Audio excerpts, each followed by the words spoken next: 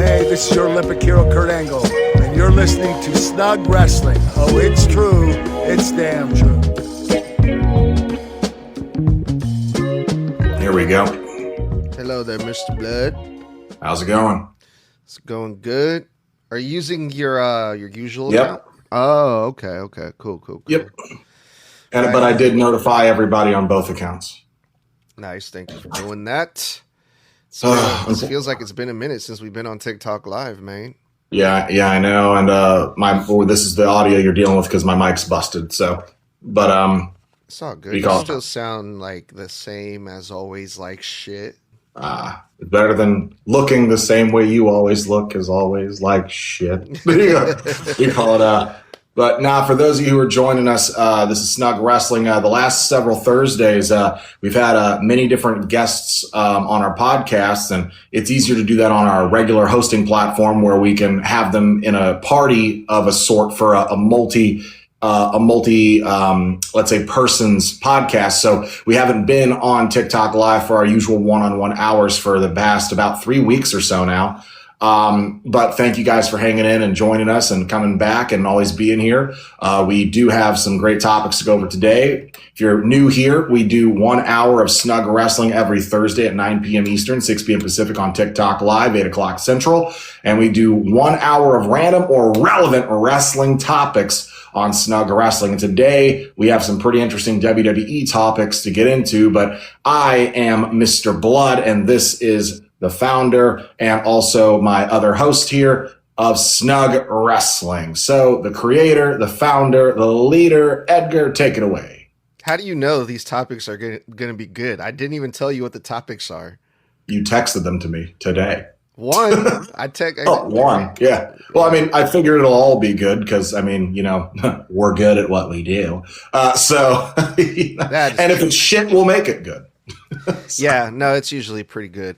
So like Mr. Bludd said, my name is Edgar. I'm the host. Consistency is key. We haven't been very consistent on TikTok Live the past few Thursdays, but we are back. We're going to try to do this thing every Thursday. So welcome everybody. If you're on the comments, double tap the screen, share your thoughts because we're going to be talking about Rampage Jackson, the update of the lawsuit that from the incident that took place last year in August. So we're coming up in about a year since this happened, and it's been a long and slow process, but it looks like we finally got some a result, an outcome, and we're going to give Mr. Bludd's thoughts on that because he's more well-versed when it comes to all these legal things. We have the details, and we're going to try to break them down to you as much as possible, like what this all even means. So besides that, we got a few more things that we're going to talk about WWE related and wherever the conversation takes us. So feel free to join in on the comments. So Rampage Jackson, it is being reported. This is the son of Rampage Jackson, Quentin Jackson, will likely serve 90 days in jail after pleading to no contest to charges stemming from a Bloody beatdown he delivered to a professional wrestler last year. TikTok language, y'all.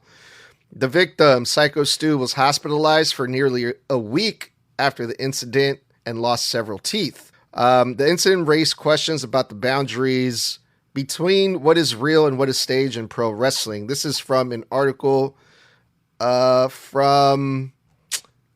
is LA Times. LA Times. The article is by James Quelly. And just to give a little bit more detail, Rampage Jackson is 25 years old, expected to serve 90 days in jail for misdemeanor battery after slamming Stuart Smith to the ground and striking him roughly 20 times. Jackson will also be placed on a 2-year probation and must pay roughly $81,000 in restitution to the victim, according to the spokesperson. There were some other things here, too, that I had some questions about. This article also says that District Attorney's Office did not immediately respond to a question about whether there was confusion over Jackson's understanding of the scripted nature of the event, a role in the plea deal. So that was like, that wasn't addressed. But my main question about this is, Mr. Bludd, what is it basically for those of us that don't know? What does it mean when they say that they have taken a plea deal? So I'm gonna answer that while also for those of you who aren't aware of the actual situation. So for those of you who may not have been aware, last August there was a professional wrestling event at a promotion owned by, I believe it was Rikishi. He was one of the owners. And it was owned by him and another professional wrestler from the Anawahi Fatu Maivia dynasty. Essentially, Raja Jackson, the son of Rampage Jackson, is also a professional fighter who was supposed to be a guest at one of these Wrestling Live events. Now, earlier in the day, he got into where the wrestlers were hanging out or outside, having a few libations, doing their thing. And they all think that he's here to apparently basically run an angle. So one of the wrestlers, Syko Stu, believes he's in an angle with Raja, goes up to him, and begins kind of a back and forth, trying to stoke some fire because this is also streaming live. Raja's going live, Syko Stu's live, but Raja doesn't typically get the hint that this guy is working. Working meaning he's basically trying to build an angle.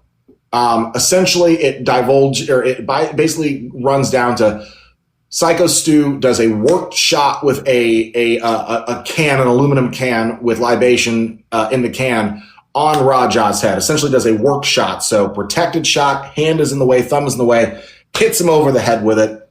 And Raja thinks that this is real. This guy's attacking him. So they get pulled apart. They apologize to each other at length. It's explained to Raja what's going on. Oh my God, we're so sorry. And then the other owner of the promotion essentially tells Raja, hey, we're going to run with this because this was live. We're going to have an angle. You'll run in on Syko Stu's match later in the evening. During that match, the planned spot was Raja was supposed to jump the barricade, jump into the ring, get a couple of worked shots in on Syko Stu, and that was it. Instead, Raja live streamed that he was actually really shoot furious, hops the barricade, also admitting on camera during his live stream he was going to hurt him for real. He said, fuck all that scripted bullshit. I'm going to get mine until they pull me off of him.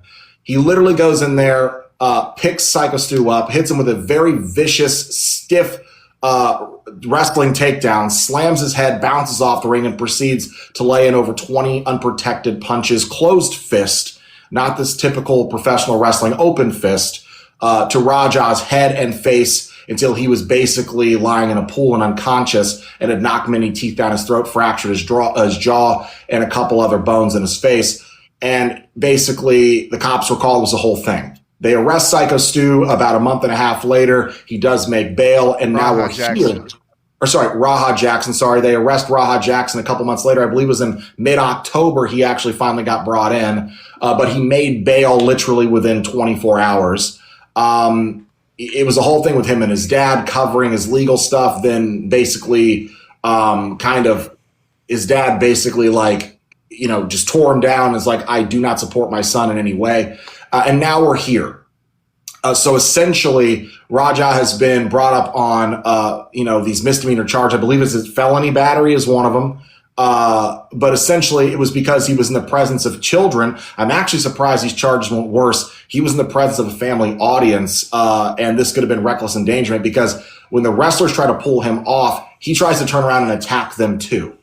The guy was a loose cannon days before on a live stream that got him kicked off of another platform, and he's just been a hothead the entire time. So now when we're talking about he took a plea deal, that means he knows his ass was grass. So what they decided to do here is that they had basically one or two ways this was going to go for Raja. It was you either take your chances and see what happens, and it can go very badly because there's a lot of evidence. It's on camera by many different angles. There are witnesses that were in the ring. There was also you admitting to that you were going to basically do what you did right before you did it. So now it's premeditated assault. And you were hitting him to the point where he was so unconscious you could have actually taken his life. So I'm surprised he didn't get attempted unaliving. Again, TikTok language, guys, I know it sounds immature to say it that way, but I don't want to get taken off of live. So attempted unaliving. Raja, essentially pled out because he knows it's either I take my chances, get a much worse sentence, or I'm going to take this agreement to do time with probation on top of that and pay restitution. So he took the easier way out where he's going to spend 90 days behind bars. It's not going to be fun for him. As hot-headed as he is, he better be smart and keep his head down. He will pay $81,000+ to Syko Stu for all of just the pain and suffering basically incurred. That's basically what restitution is for, because there were tons of fundraisers from the professional wrestling community that paid for Syko Stu's medical bills and his hospital bills and his regular bills to keep him afloat because he could not work while he was recovering from the injuries. And essentially, he's going to spend 2 years on probation.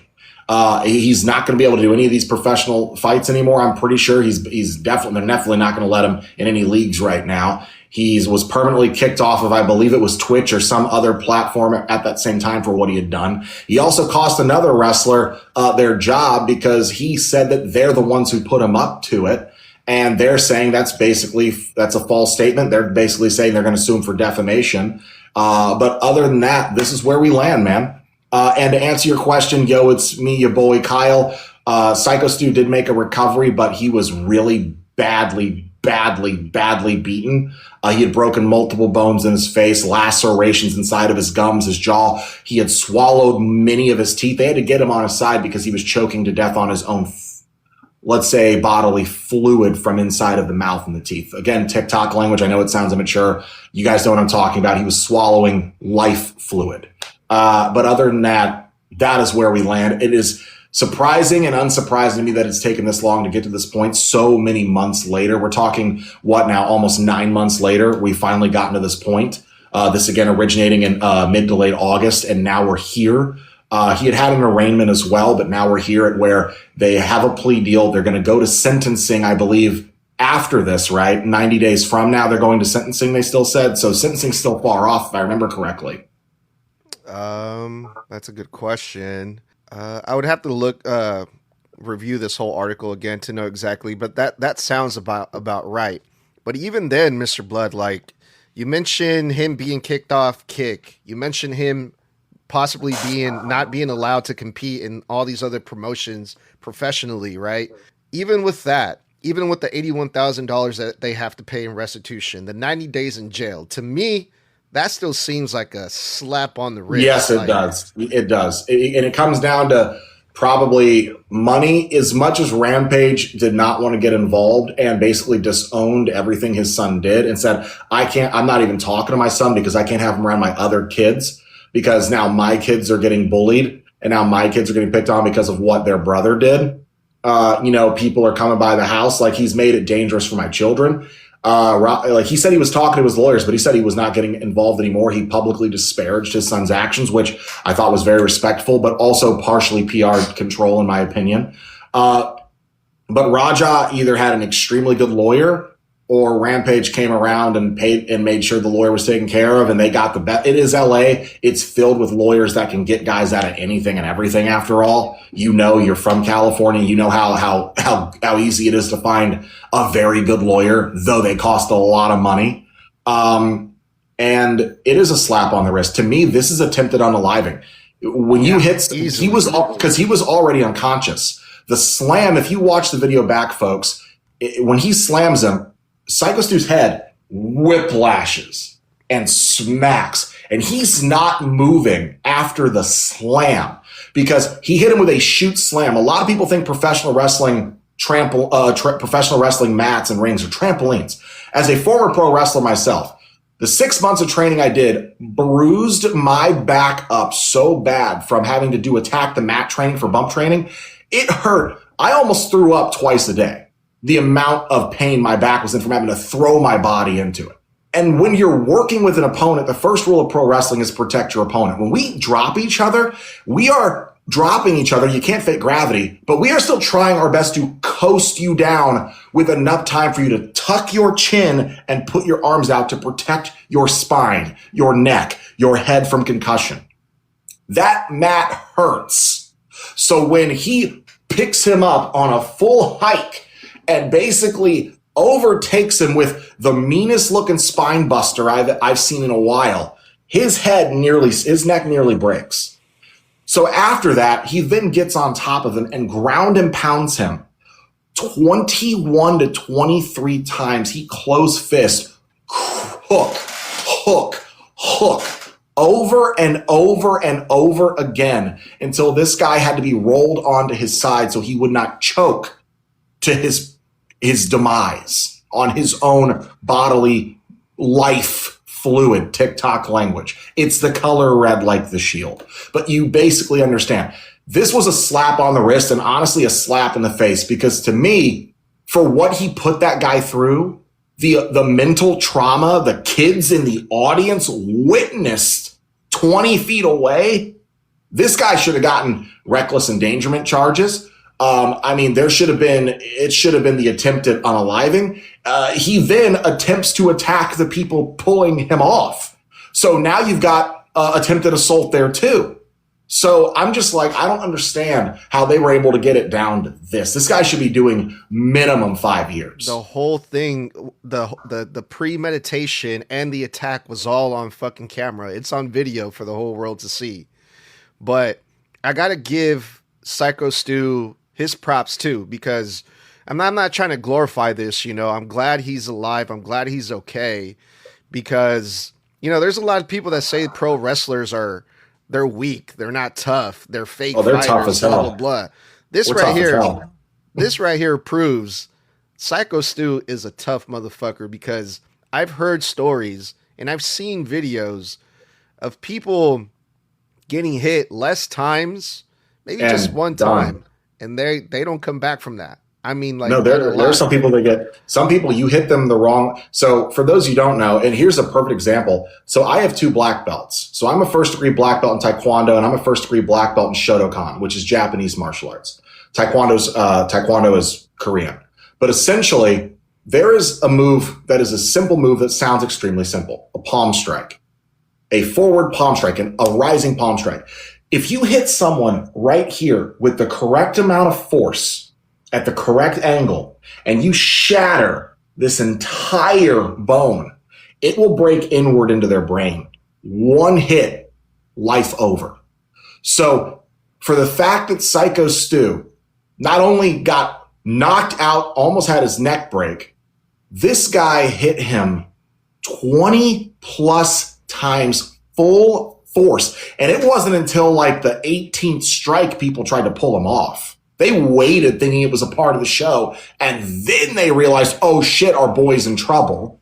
And this guy still made a recovery. Wrestlers are, just because it's scripted, guys, doesn't mean the shit's not dangerous. Doesn't mean you don't have to be tough as fuck to be a pro wrestler.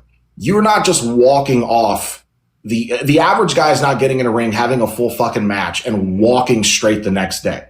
I'm telling you, from experience, it's just not happening. There needs to be a higher level of respect for these athletes. And when it comes down to it, Raja also cost this promotion their ID deal with WWE. They were using that promotion as a scouting promotion for new talent. And because of that, WWE cut ties with him because of this incident. So I'm surprised he's not getting sued by them too. Rampage Jackson is supposed to be like a legit fighter, like a professional fighter of some sort. Yeah, he's like a trained, I think he was training in boxing and MMA, but if I remember correctly, he did like amateur fights, but like he had a coach, he had a trainer, he had some sponsors. He had sponsors that he lost from his streaming shit because of this. Everybody dropped him.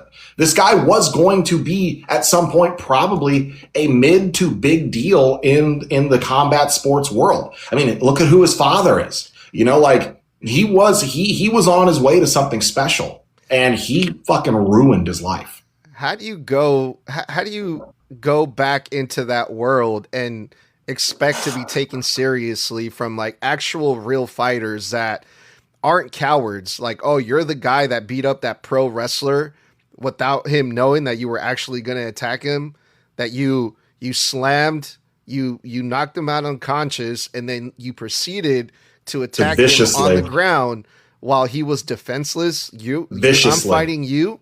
You're the guy. You're a coward. Yeah, you're a coward. Yeah, you're a bitch. Yeah, because this would have been different if Syko Stu knew that the guy was going off script immediately. What Raja did was so here's the thing too that we know. The slam was supposed to happen. It was how he slammed him that was not supposed to happen. If you go back and you watch the video, Syko Stu lets Raja pick him up. Yeah. He actually jumps for him because he thinks he's going for a simple takedown. Okay? He literally goes up and then he doesn't fight or resist in the middle of the air. Raja doesn't just lift and slam. No, Raja lifts, holds, and then whips forward. There was a good 2 seconds almost where Syko Stu is preparing himself for the bump. Yeah. But he's preparing for a flat back bump. Yeah. He's not preparing to land right here on the base of his neck and possibly almost snap his neck. Raja took advantage of the fact that Syko Stu and him had a plan for this ahead of time and believed he was going to go according to the script. So Raja took advantage of the fact that Syko Stu purposely dropped his guard and assisted in the lift so Raja could go with the script. And Raja took advantage without Syko Stu having any ability to react or know other than I'm just going to take the bump, and then got spiked and then viciously assaulted for nearly 30 plus straight seconds to the face. Yeah. You're a fucking coward, Raja. Yeah, I hope if he goes back into that pro fighting world, I hope he gets his ass jumped in a locker room. Nah, I just hope all of the unsuccessful matches ever. I just hope I don't know, man. I want to see if I remember correctly, every single time at least. If I remember correctly, I'd have to look it back up. I believe that this entire thing got him he has a temporary ban or something from fights currently because of this situation. Well, there's always going to be that one fucking idiot pro wrestling promoter that's going to want to book this guy just to get. Which happened, by the way. Yeah, don't forget that happened within 3 weeks of this terrible thing occurring. Some idiot booked him for a special appearance because they thought, "Oh, I'm going to catch fire with this." Some people are just desperate for clout and trying to capitalize on this extremely terrible situation, and that of a guy almost lost his life and your only thought is I can make a few bucks if I book the guy that almost took this guy's life. You don't deserve your promotion, bro. No, I mean, and there's a whole bunch of promotions that do untasteful fucking types of matches that aren't really necessary for independent shows. So if they're willing to do that, people are jumping off of balconies. I saw a video the other day of some girl getting power slammed from the top of the balcony, 20, 30 feet in the air down to some tables. If they're willing to do stupid shit like that. Yeah, for $20, a hot dog. And in the industry, you know this because I told you, but in the industry, when you're on the indies and you're not at a high profile indie, you're just doing the rounds to get your name out there and get your reps in the ring. We call it a hot dog and a handshake. You know why? Because the $20 they gave you is going straight back into your gas tank so you can get back home or make the next show that you booked. And the real pay you get after you work your ass off for 10, 15 minutes for 20 people in a crowd is you get a hot dog, eat up, and then a handshake. Thanks for coming. Yeah. And they'll do crazy shit like that for less than $100. And they will put their lives in jeopardy. And the audience is either half paying attention or waiting for the next match to happen that they actually came to see. Yeah, I was thinking about going to my local indie wrestling show here in my hometown, and I saw some clips of it, and I was like, yeah, no, never mind. And I hate to say that, bro, because they're support indie wrestling, but I'm not going to support shit like that, bro. I'm just not. No, that's why the unalive matches, again, guys, I'm sorry, TikTok language. We know what they're called, D matches, but replace the D word, DEAT, you finish it off with unalive matches. I think they're fucking pretentious. I think that it's unnecessary. I mean, I pro wrestled for 6 years. And I lost about 8 months of that because when I was doing a TLC match or promotion, I slipped off the top rope because baby oil and sweat is not a good combination at 15 feet in the air. And I was going from a moonsault from the outside of the ring on a ladder onto someone inside the ring. When I went to rotate backwards, I slipped off the top of that ladder, went diagonally backwards, didn't even make the ring, hit the apron, and cracked my shoulder blade. Clean cracked it, middle of the match. You know how much I got paid that night when they before the ambulance came? The promoter comes over, goes, "Hey man, hope you're good. Let us know what happened, man. This is for you." I made $40 to break my shoulder blade. Yeah, and you got lucky, dude. Like, I got real lucky. That could have been my neck if it was 6 inches higher. Yeah, and if that happened, then that promotion is done for, probably. Oh no, because I signed a waiver. You sign waivers. If anything happens to you that results in your untimely demise, it's not on the promotion, because they train you and promote you with the intention of, you are a contractor. So when you sign this, you release all liability. Why do you think the WWE didn't get sued for Owen Hart? Why do you think Ray didn't get sued in Mexico? Like, right. Yeah, but everyone tells me like, oh, you should support your local indie promotion, but I'm not going to encourage that type of shit. Yeah, no, dude. I'll support it. I'm not going to say the name of the promotion, but I'm just not going to do it. No, I'll support the reasonable promotions. Like, if you're the kind of promotion that puts on like one type of match like that every now and again, fine. I'm not the guy that's going to support CZW. I'm sorry, not happening. I've been in a light tube match once. I never, ever, ever want to do anything like that again, ever. Because even though that shit is like, a lot of it is either gimmicked or what, you try landing back first from like a 6-foot drop onto your lumbar, and that shit just goes right in your back, and people think, oh, it's fake glass. Is it? Yeah. It's supposed to be. And then we do most of our stuff like remotely from home, right? Like, every time I go to WWE shows, like, try to get out there and try to promote and, talk to fans and, tell them about our channel or whatever. So I'm like, man, I need to get out more, I need to get out there. And I'm like, maybe, because I always see the advertisements for their shows. They're every Sunday. And I'm thinking, man, I should go check it out, right? I'm pretty sure they'll appreciate throwing an interview here and there for them, right? Because our following is pretty decent. And I go to check out the clips. The first clip that I see is some fucking big old fat dude fucking sticking screwers, or what are they called? The wooden skewers. Yes, they do a bouquet of them and then bop, bop, bop in the forehead. Smashing it on some girl's head. Yeah, right here. And then they'll do a horrible move where they kick her in the face to make it look like it went even deeper. It's sickening. How is that pro wrestling? As a pro wrestler, a former pro wrestler, how is that pro wrestling? And then, the guy that was recording the video is another, wrestling content creator. And then they're like, oh yeah, this was such a beautiful moment, blah, blah, blah. And I'm like, nah, to each their own, bro. But I'm not gonna post that type of shit on our channels, bro. I'm sorry. Yeah, I'm still trying to make it big. You know what I don't want to be? If I was a woman, I'd be a hot ass woman. But if I was a woman, the one thing I don't want to go on a date with a guy or a girl. 2026, to each their own. And then I've got leftover scarred and rippled and scabbed up fucking Ric Flair levels of scalp skin because I've been in like 1,500 hardcore matches where I let someone fucking pizza fucking cutter my forehead or do a fork on me like New Jack or stick skewers in my fucking face. Like, yeah. I'm not trying to cover that up with makeup for the rest of my life. Yeah, man. So, I mean, you see New Jack's head, right? Yeah, New Jack's head. Like, also, one of the worst ones I've ever seen was El Perro Aguayo, famous Mexican luchador from like back in like the 70s and the 80s. Google that one, folks, and look at that fool's forehead. It looks like a racetrack of speed bumps just all over his fucking forehead. Yeah. It's crazy. Wrestling's fake. Yeah. Okay, bro. Well, we'll keep a close eye on Rampage Jackson. I'm sure there's going to be more to come when it comes to that, right? It's safe to say, because this thing ain't over, right?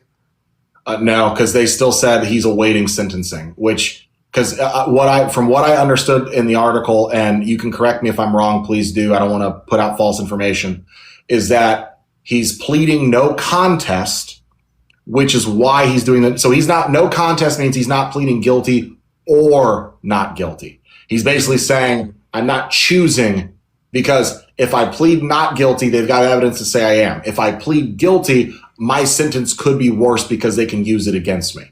Yeah. So he's saying no contest. He's like, I ain't saying anything. And they're going, okay, well, the cost of saying nothing is you're going to get 90 days, 2 years probation, and that's what you could be getting, because I'm pretty sure the article said that after his 90 days, they're still doing sentencing in the middle of his 90 days, sometime in June or July.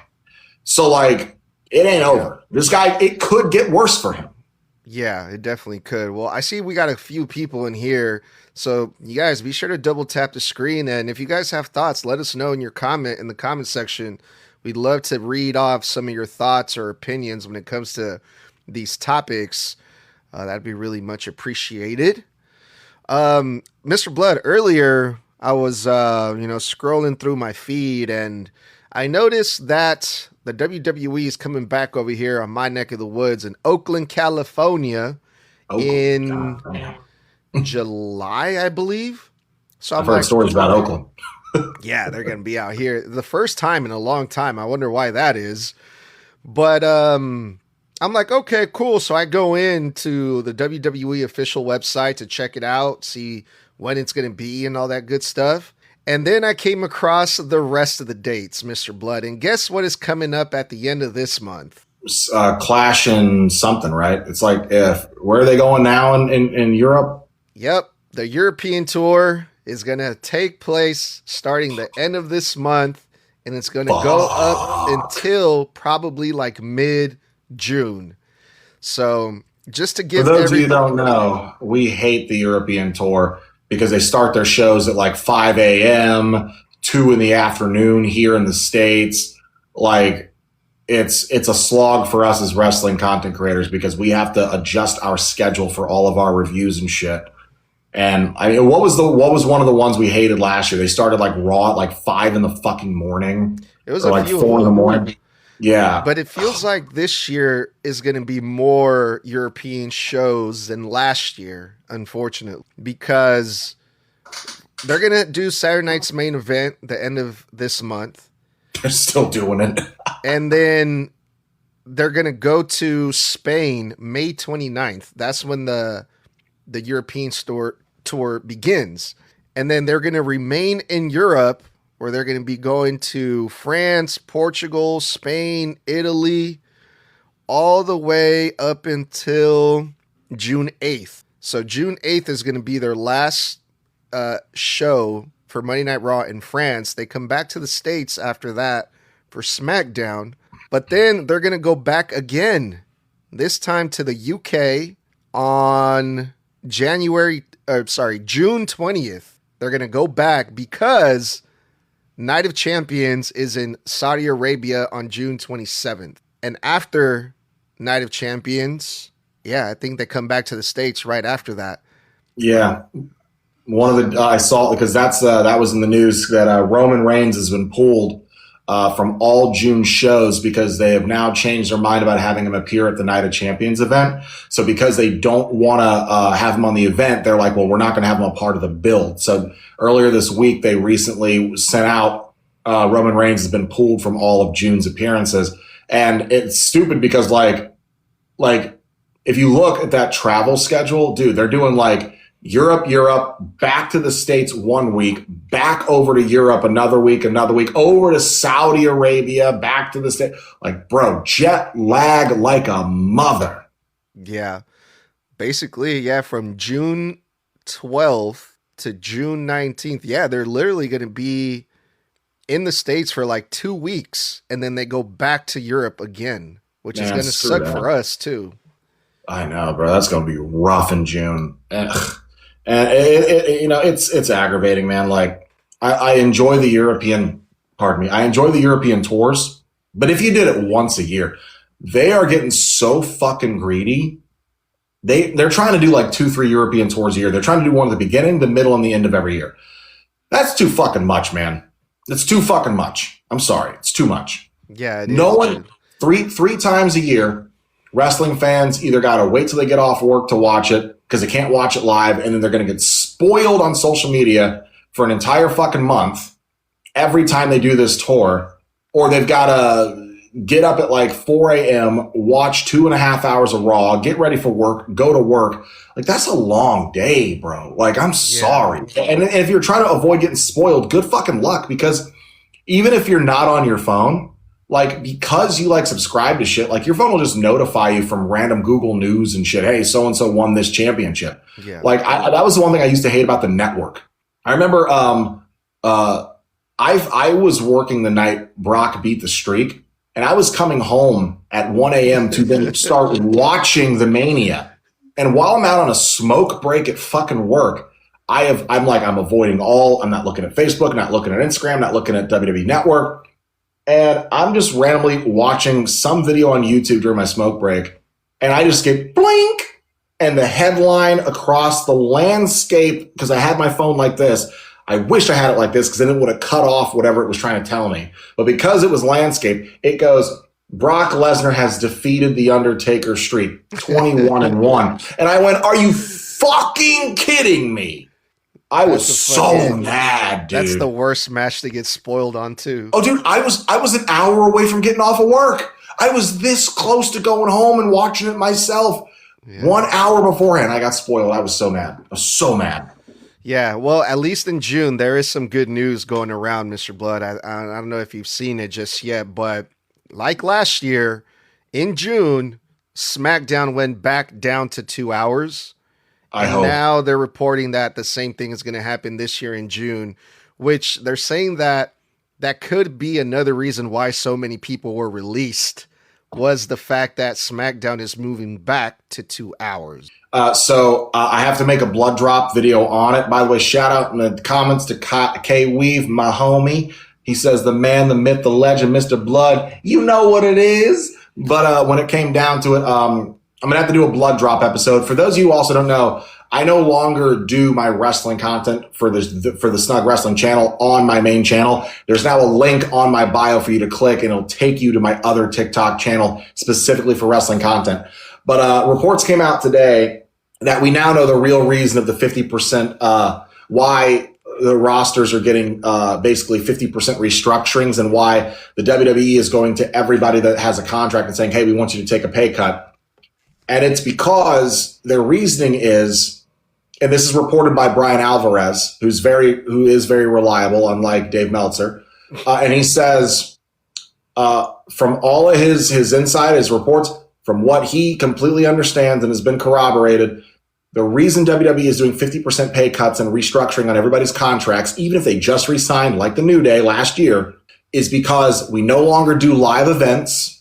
We no longer have to have you guys travel 4 days a week. You guys work less. You only have to do one show a week basically now. So because we have you doing less, we want to pay you less. And that is the reasoning for why they're doing 50% pay cuts. I'd like to remind you, while they're doing these 50% pay cuts, they just re-signed Triple H to a new multi-year deal for head of creative, and he's now making 20 to 30% more than he already was. I'd also like to note that all the higher-ups and heads of WWE's board just also reported on their last earnings call that they just made 300% on top of their regular wage from last year. 300%.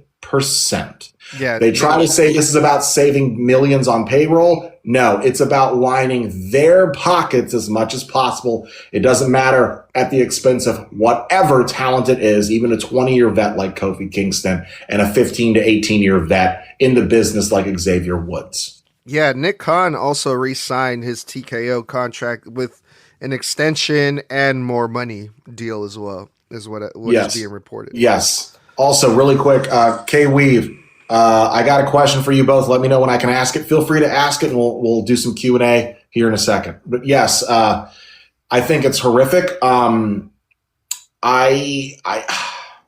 know what? I did read a very interesting interview by Drew McIntyre recently, where he was talking about the fact that they work less, and Drew McIntyre kind of compared it to like the UFC fighters and like the the boxers who they only fight maybe once or twice a year. And Drew McIntyre's like, oh shit, like I don't have to wrestle fucking 5 times a week anymore. Like I only have to wrestle like every few months. He's like, I'm perfectly fine with that. There's a lot of people that aren't okay with it, and that's fine. But Drew McIntyre's like, I'm good with it. Yeah, you can save his body. Yeah, and longevity, right? He's like, it makes sense if you think about it. Like, we're being treated now like real fighters, like UFC Yeah. fighters, boxers, and if you Yeah. if you look at it that way, I mean, he kind of has a point.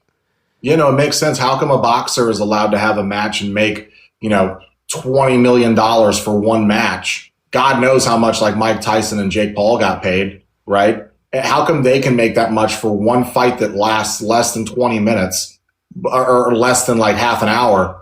But a wrestler has to go out there, what used to be like 180 matches they would wrestle in a year. Randy said he used to average 185 matches a year for 15 years. Now the wrestler who did the most matches in WWE last year was LA Knight at 67 matches. That's still 67 nights that year. You got dropped on your fucking back for 10 to 15 minutes. Okay. Yeah. Okay. And you're telling me you want to tell that guy, hey, we want to pay you significantly less. The body and the risk that you take on from doing this job isn't worth the contract we agreed to paying you. It's an insult.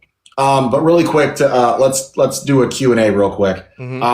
So K-Weave's got a fun one here. This is for both you and I. He says, triple threat match, all time. Mr. Bludd's 3 versus Snug's top 3 all time. So he basically wants us to have the top 3 people we would want to see in a Hell in a Cell match, a triple threat, and who of those 3 do we want, and which of those 3 would we want to win? So Hell in a Cell triple threat, our top 3 people we'd love to see have that match, but who's the one that wins it?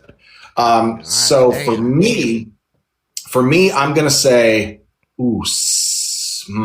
CM Punk, Seth Rollins, and you know what? Let's run it back from last year. I want CM Punk, Seth Rollins, and Roman Reigns from Mania last year. Let's put that in a Hell in a Cell. Let it go 40 minutes. Let them break out of the cage. I want all 3 of them on top of the cage. I want someone going through the cage. And I want Punk to be the one that wins because Second City Saints my GOAT. Damn, that's a good fucking question. I'm going to go... because it sounds like we're doing like modern day wrestlers. No, right? no, he says all time, even the old heads. So anybody from history, 3 of them in a ring, Hell in a Cell, but which one wins? I'm going to stick with modern because one of the matches that I really liked that I'm really hoping to see soon, this is a dream match for me. They just got called up from NXT. I'm going to go Ricky Saints, Ethan Page, and Cody Rhodes. Triple threat Hell in a Cell. Hell yeah. And just for shits and giggles, just to put over a young guy over, Ricky Saints is going to go over in my fantasy booking. Hell yeah, that's a good one. The only backup I have to that is Braun Breaker, Oba Femi, Roman Reigns. Yeah, hell yeah. That would be great. That'd be so cool. Yeah. But thank you for your question. That's a good one, yeah. That was a fun question. Appreciate that. Thank you for your question.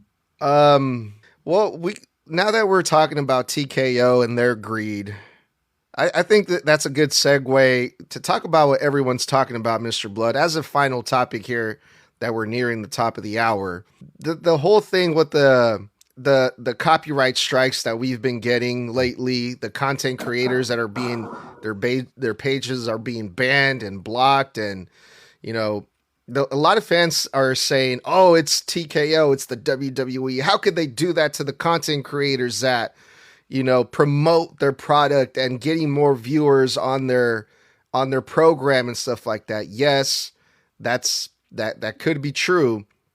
But from our experience, we didn't start having an issue until now with WWE, but we've been having issues with AEW. Like since last year, AEW has been coming after us. So I just want to put it out there because it just seems like everyone's experience is different, obviously, right? But from our experience, it happened with AEW first. And I can't really say I blame Tony Khan or AEW. I feel like this is mostly happening because of the networks, HBO Max, TNT, TBS, the USA Network, ESPN, all of those guys. I think because it's on their network, they have some type of legal right to say, we don't want other people sharing our programming on their social media without our permission. I think another issue here that needs to be addressed is there's way more people on social media at any given time than there will ever be anybody tuning into any network at any given time. If let's say SmackDown does like 1.5 million viewers on any given Friday, okay? There is fucking 50 times that at one time just scrolling on TikTok or Instagram. So if you have a 3-hour show that no one wants to watch because it's 3 hours, half of it's fucking commercials, a third of it, or like a third of it's commercials, a third of it is fucking entrances, and then you get you get like that one last third split into another third of just talking and then wrestling. No one wants to pay for cable to watch that entire show. Most of the shows people actually want to watch now are already on streaming. So who the hell is, because a couple of years ago, I was paying for cable just so I could watch SmackDown and Raw. Last year when Raw moved over to Netflix, I canceled my fucking, my cable subscription because I said, okay, well, I can either watch SmackDown with a VPN, watch the highlights after the show, but I'll watch Raw live. And I have Peacock, so I'll watch Saturday night's main event.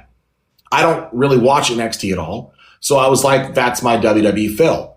Then they started doing the ESPN bundle crap, right? So it's like you either have the ESPN premium for like $30 or you do the bundle for $35. And after tax, one is $40 and the other one's fucking $44. But you still got to watch Peacock for Saturday night's main event. So you need that. You still have to pay for cable if you want to watch SmackDown live. You still need to pay for a Netflix subscription to watch Raw. So it's so much that people are so like overwhelmed with the amount of money they would have to spend to in its entirety enjoy the product, all of its encompassing branches, that they go, fuck it, I'll watch the clips online, or I'll watch my favorite content creators talk about it, or I won't watch it, but you know what, I'll put the Snug Wrestling podcast on in my car while I'm driving on my hour trip to work, my commute in the morning, and I'll listen to what they say and what it is. I mean, hell, we're a part of a podcast.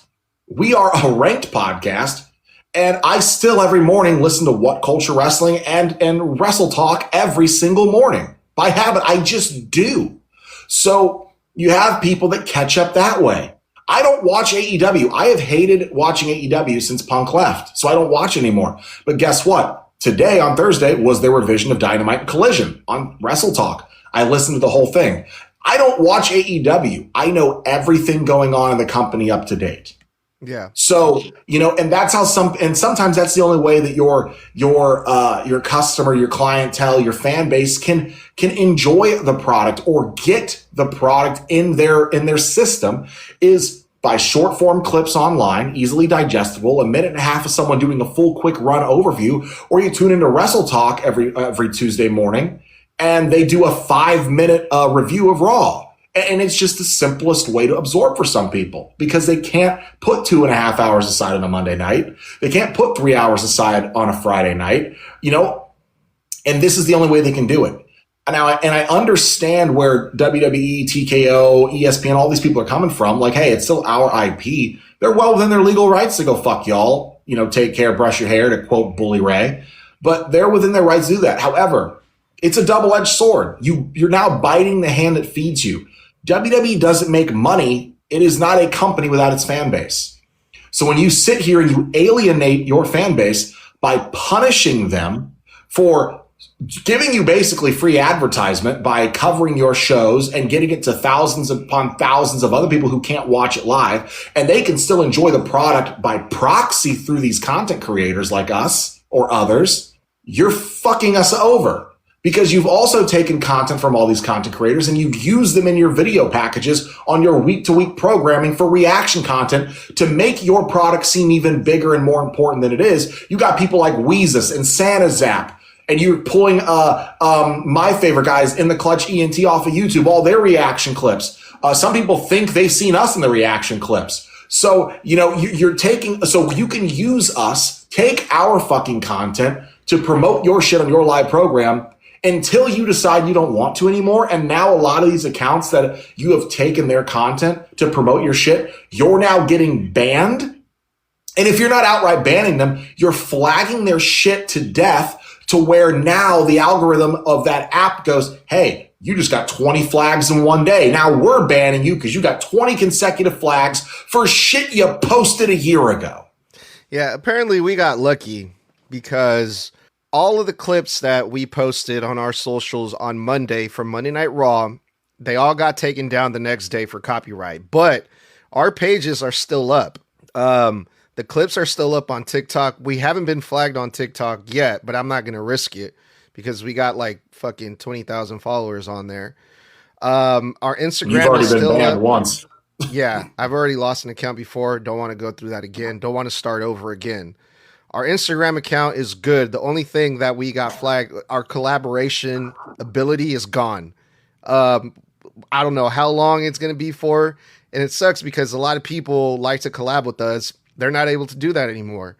Well, the last time you got flagged and you lost the collab, it was gone for like 4 months. Yeah, which sucks because we have a lot of good interviews, potential interviews with WWE, former WWE stars coming up. And I'm not even able. Yeah, we can't tell you guys, but we actually potentially have one with a Hall of Famer coming up. Yeah, so, and hopefully it happens. But if it doesn't, like, I'm not going to be able to collab with them because of this shit. So that's annoying.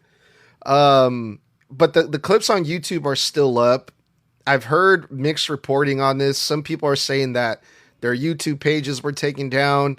Other people are saying as long as the clips are under a minute, I'm not going to risk it, which sucks because the clips from Monday on our YouTube page, specifically the clip with Obafemi and Otis, is at like 1 million views right now on YouTube. So that's a lot of fucking eyes and, you know, followers and people, because that's why I was doing it. I was doing the clips not to make money off of it, but for the engagement. For the engagement, yeah, to get more eyes on our channel, and we're not able to do that anymore. So yeah, and it sucks too because and a lot of people think there's like a workaround where they're like, well, if you don't post while the show's live, you wait till it's over. Well, that would be great had they not flagged like more than like 5 to 6 videos just from October last year. Those have been posted for now 8 months, and they still got flagged. So that workaround's gone now too. And look, we got an interesting comment here from Celestial Dragon Slayer. Shout out to you. Richard Moorhead, thank you for the follow. Says, anyone who was doing this before 2018 already knew the rules. We all knew the rules. We all knew the rules, but they left us alone. The problem is they allowed it. We all know we weren't supposed to do it. But it was being allowed, and they let us do it. And now they're like, no, you can't do it anymore. So and by the way, to respond to that commenter, and by the way, we're not bashing you. Thank you for your comment. They benefited from us. Yeah. They benefited from all of us, and they used our own social media footage to push their big video package moments. You keep in mind, Santa Zap and Weezus and all these other wrestling content creators were invited to WrestleMania 42 because they were content creators. And these content creators were highlighted on the fucking live broadcast with a camera in their face. So yeah, with all of that, they're basically telling us, and again, maybe WWE is cool with it. Maybe it's the networks that are cracking down on us. Yeah. That could be a possibility too. We don't know. Another great example.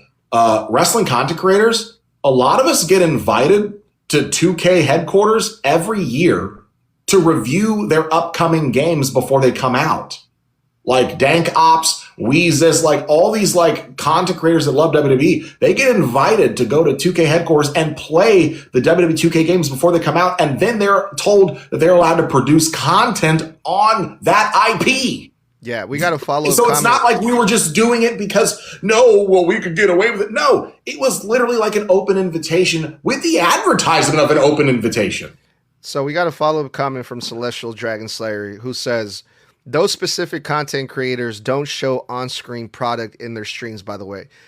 To be honest. That's not true. But hold on, pause. We're not talking about live stream. We're talking about reaction clips, not even live. We're talking about you record the clip and you post it later, not streaming live. That's even worse. If you're streaming live, then you're playing with fire. We're Yeah, talking you're copywriting their broadcast. Yeah. Yes, you're copywriting broadcast. We're talking about reaction clips with the video include, just a short video included. That is what's being taken down. Yeah, like literally, like we're talking about the stuff that we do the exact same shit that Weezus does, that Santa Zap got famous for, and even got interviewed by Chris Van Vliet for. We're talking about the ginger guy who always overreacts every time in his videos. He's like, whoa. And all their videos are split camera of here's the live feed of the show. And here's the live feed of the show. Sorry, the stupid confirm thing popped up.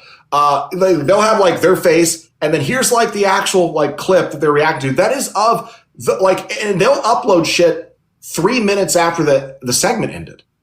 Yeah. And like that's shit that we do that they made millions of followers off of, that they've been invited to shows for, that their content has been broadcast on live WWE TV, that they've been invited to WrestleMania for. Yeah. Now they're going, you know what? We change our mind. 3 weeks ago at WrestleMania 42, it didn't seem to fucking bother you because you used a lot of content creation reaction shit, and you used a bunch of it on night 2 to highlight night 1, and you sure as shit did the Monday Night Raw after WrestleMania. With all of this going on, Mr. Bludd, I feel like this is only the beginning, because I think having a VPN is too good to be true. One of the reasons why I have like ESPN, I have the VPN, I have Netflix, I have this, I have that, was to create the reaction clips. Now that I'm not going to be able to make the reaction clips.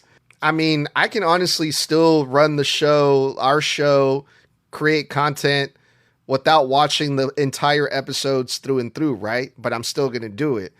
But the other thing is, I mean, eventually I feel like they're going to start cracking down on people with VPNs too. They already have. If you remember correctly, I was watching the Royal Rumble or Elimination Chamber on my VPN, and it kept interrupting and trying to kick me out of the session every 20 minutes. And I'd have to hit the back arrow to refresh and go back in. And it said VPN detected, and they tried to kick me out because I was trying to watch on Canada's frickin' thing so I could watch it on Netflix without having to pay for the stupid bundle. Now they are cracking out on VPNs. They were doing it to you too. They kept trying to like kick you out of the sessions. I had to do I had to buy a separate dedicated IP address, which was like an extra $8 a month, because usually the VPN is like a shared IP address, right? Yeah. But I got my own personal one, and I stopped getting flagged.